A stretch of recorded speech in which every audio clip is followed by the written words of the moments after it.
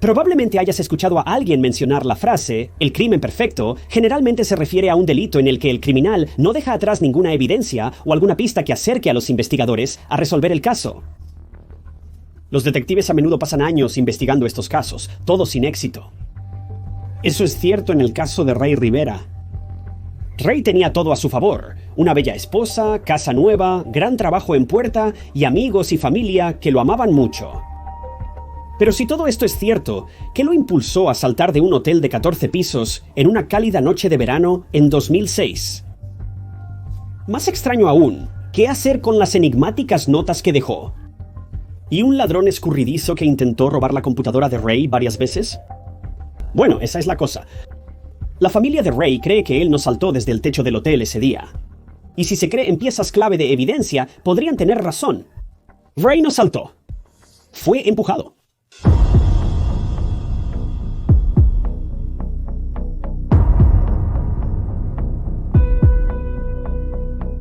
Ray era un gran fanático de las películas y el cine, siendo particularmente aficionado al trabajo de Stanley Kubrick. Algunas cuentas afirmaban que Ray aspiraba a ser guionista y narrador, pero su trabajo nunca despegó realmente. Pasó mucho de su tiempo escribiendo y registrando tramas y historias potenciales, pero nada llegó a ningún lado. No pude encontrar ninguna muestra de los guiones de Ray, o cualquier trabajo de narración que haya hecho, pero Ray sí tenía un trabajo como escritor para el Informe de Rebote, un boletín financiero del cual Ray era editor principal. Al inicio, Ray amaba su trabajo. Las cosas no estaban resultando según lo planeado. Ray y su esposa Allison se mudaron de Los Ángeles a Baltimore para que Ray aceptara el trabajo y empezaran una nueva vida juntos, habiendo recién casados. El trabajo parecía una gran oportunidad, pero no resultó como esperaban. Aunque Ray era un gran escritor, las finanzas no parecían ser su verdadera pasión. Hizo su trabajo lo mejor que pudo, pero muchas de las acciones de las que escribía no seguían las tendencias que él esperaba, lo que ponía en duda su credibilidad y, naturalmente, llevaba a Ray a sentirse bastante inseguro sobre sus predicciones y su valor general para la empresa. Ray recibió este trabajo de su amigo cercano, Porter Stansberry. Porter y Ray tenían una larga amistad, y Porter sentía que Ray sería el candidato perfecto para el puesto de editor. A pesar de que Ray valoraba mucho su trabajo, sentía que sus esfuerzos serían más útiles en otro lugar.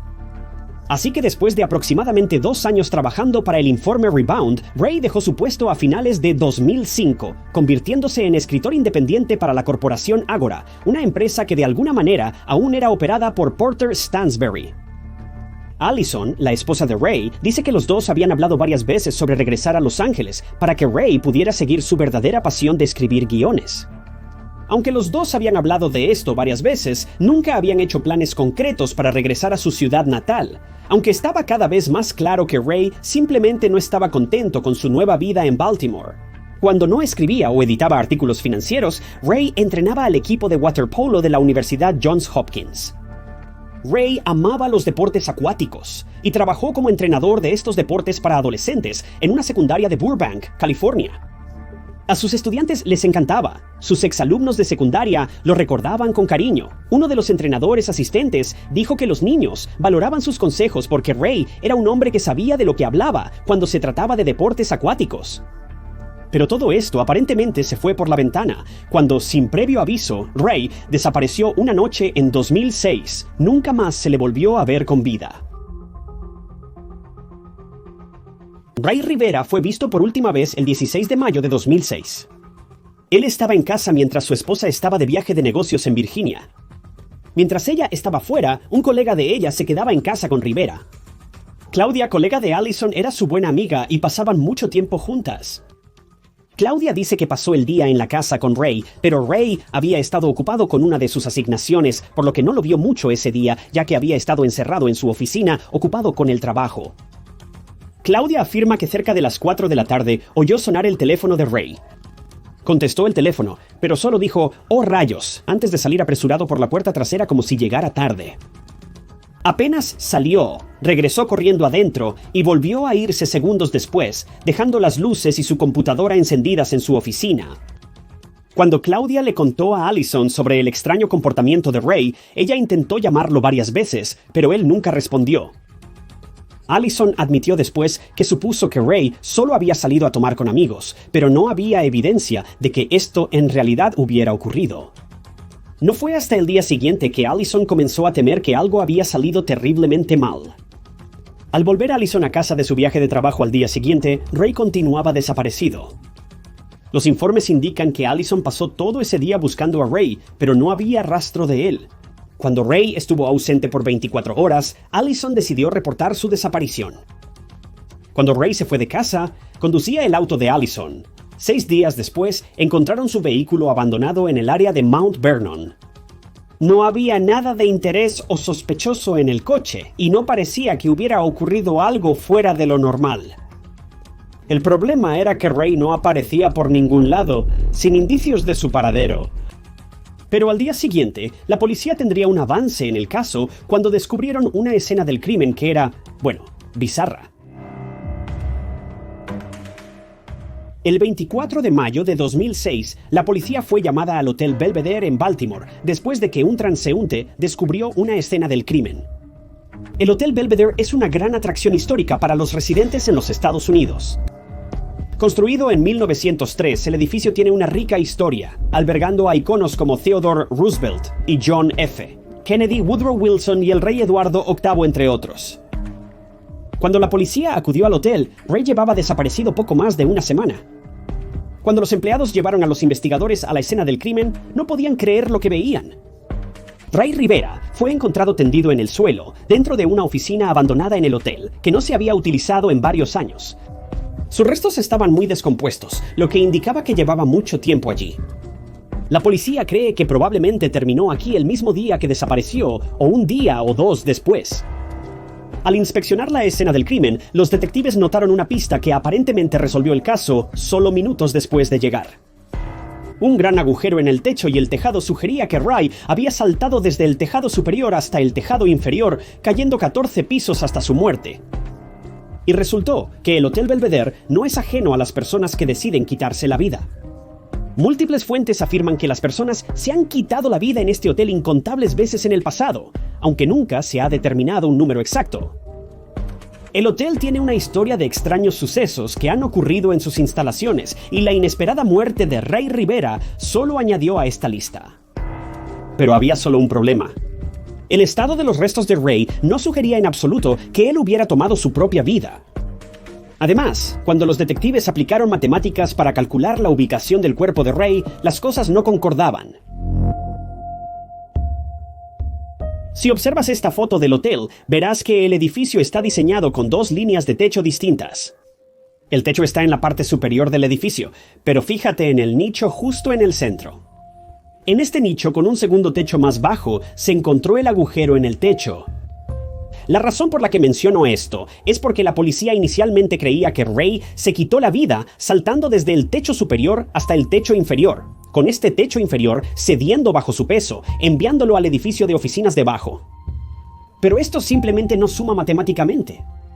Había una distancia considerable entre donde Ray habría saltado en el techo superior y donde habría terminado en el techo inferior.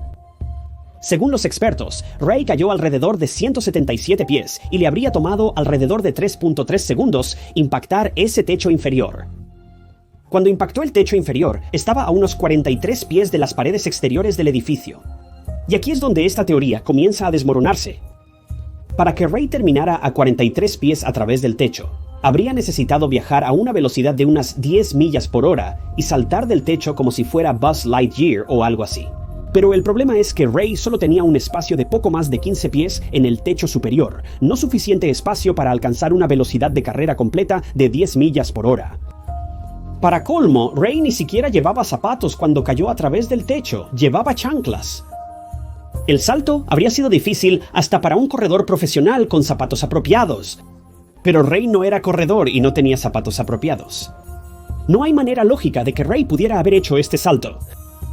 La única otra explicación sería que Ray estuviera dentro del edificio, tomara impulso desde un piso superior y saltara por una ventana.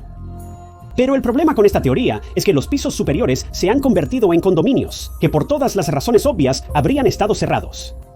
Jamás se ha reportado que las ventanas superiores hayan quedado abiertas o rotas.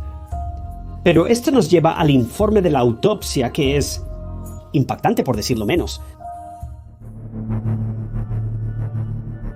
Hasta este punto, la policía manejaba la teoría de que Ray se había suicidado saltando desde el techo del edificio, aunque no podían explicar cómo lo habría hecho. Pero el médico forense tenía otra opinión. Pude rastrear el informe oficial de la autopsia de este caso, y el médico forense documentó docenas de heridas y fracturas que estaban por todo el cuerpo de Ray. Al mirar la conclusión del informe, el médico forense admite que las lesiones de Ray parecen ser consistentes con él cayendo de un edificio de varios pisos. El único problema es que el forense etiquetó la causa de la muerte de Ray como indeterminada. Otros han echado un vistazo al informe de autopsia y afirman que las lesiones de Ray parecen ser mucho más consistentes con ser golpeado por un automóvil que cualquier otra cosa. No soy un experto en este campo, así que no puedo comentar al respecto. Lo único que puedo decir que personalmente me pareció extraño es que si alguien cayó 14 pisos, luego se precipitó a través de un techo y aterrizó en el piso debajo de él, tendería a pensar que esa persona casi seguramente se habría roto la columna vertebral. Pero el informe del forense no documenta ni una sola vértebra que estuviera rota. Aunque no soy experto en el tema, me parece extremadamente raro y casi imposible de creer. Lo más importante aquí es que el forense no pudo confirmar de una forma u otra cómo Ray perdió la vida, solo pudo concluir que sus lesiones podrían haber sido posiblemente por la caída o por algo más. Y es esta idea de algo más lo que ha llevado a muchas teorías diferentes, algunas de las cuales apuntan a la idea de que a Ray podrían haberlo empujado. Uno de los detalles más extraños de este caso que simplemente no puedo entender es que, aunque se cree que Ray saltó desde el techo superior, ambos de sus chanclas se encontraron en el techo inferior. La única señal de daño es que uno tenía la correa del dedo del pie suelta, lo cual puede pasar a cualquiera en cualquier momento. No es raro. Pero aún más extraño es que su teléfono celular también se encontró en el techo inferior y también estaba completamente sin daños y totalmente funcional. Entonces, si Ray había estado 14 pisos arriba, ¿cómo estaban sus chanclas y teléfono en perfecto estado sin tocar en este nivel inferior del techo? Me gustaría aclarar que los rumores que afirman que el agujero en el techo del edificio no era lo suficientemente grande para que el cuerpo de Ray hubiera pasado simplemente no son ciertos.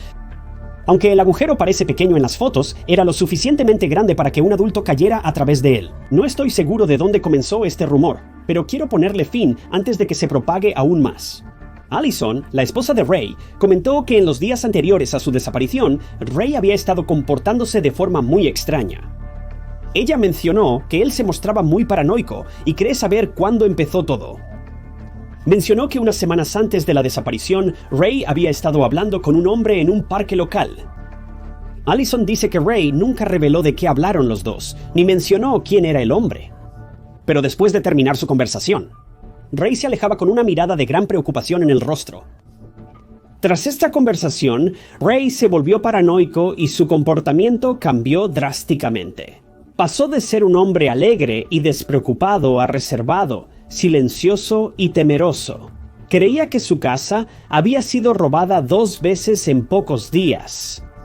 Su hogar contaba con un avanzado sistema de seguridad y la alarma se disparó en 2 ocasiones. En plena noche, cuando la pareja se levantó para ver qué ocurría, el sistema de seguridad no detectó a nadie en las cámaras o sensores, así que no sabían por qué se había activado la alarma. Pero aquí es donde las cosas se vuelven realmente extrañas. Después de que Ray desapareció y la policía buscaba en su casa y oficina, encontraron una nota guardada en plástico y pegada en la parte frontal de su computadora.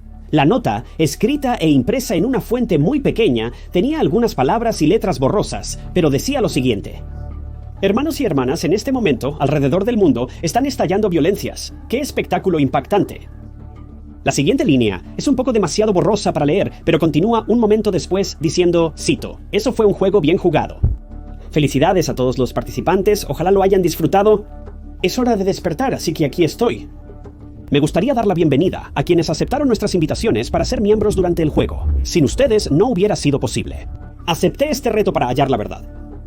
Después de esto, la mayor parte de esta carta es demasiado borrosa para leer, pero menciona algo conocido como el consejo. Luego comienza a hacer referencia a personas en su vida personal, así como a actores, directores y guionistas de cine como Stanley Kubrick. Luego escribe una lista muy larga de nombres, aparentemente de personas que conoce, y termina esta lista mencionando a su amigo, Porter Stansberry, diciendo que él no lo hizo él mismo, pero nunca mencionó a qué se refiere. Ahora, esta nota es obviamente muy extraña, y en gran medida no parece tener ningún sentido, pero un usuario de Reddit se percató de que Ray se refería a algo llamado el juego. Un usuario de Reddit mencionó una escena de la película El Juego, donde un personaje principal salta desde un techo superior y se estrella en un techo más bajo. Una extraña coincidencia considerando lo ocurrido a Ray.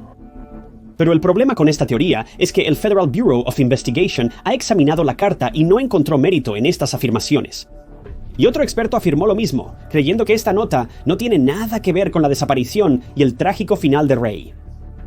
De hecho, la familia de Ray creía que esta nota no se relacionaba con su desaparición, ya que afirmaron que él tenía diarios llenos de divagaciones similares sin sentido.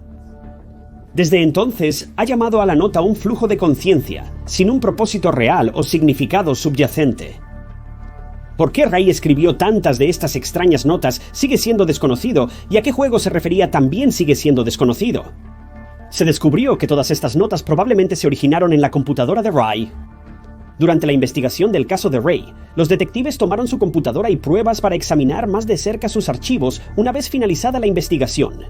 La computadora solo podía ser recogida por su esposa, pero en los días que le tomó recoger la computadora, la policía notó que una persona había llamado varias veces día tras día, haciendo todo lo posible por recoger la computadora de Ray, a pesar de que no se le permitía hacerlo. La policía nunca reveló quién era esta persona. De hecho, no sabemos si ellos siquiera saben quién era, pero Allison, la esposa de Ray, afirma que nadie más tendría interés en la computadora de Ray y no imagina quién querría hacer algo así. Hasta donde sabemos, nunca se encontró nada importante o relevante para el caso en su computadora, por lo que esto parece muy extraño. La única otra teoría en este caso es que Ray estaba de alguna manera asociado con el esquivo grupo conocido como los masones, una organización secreta que ha existido durante cientos de años y se rumorea que ha estado involucrada en todo tipo de planes oscuros y secretos a lo largo de la historia.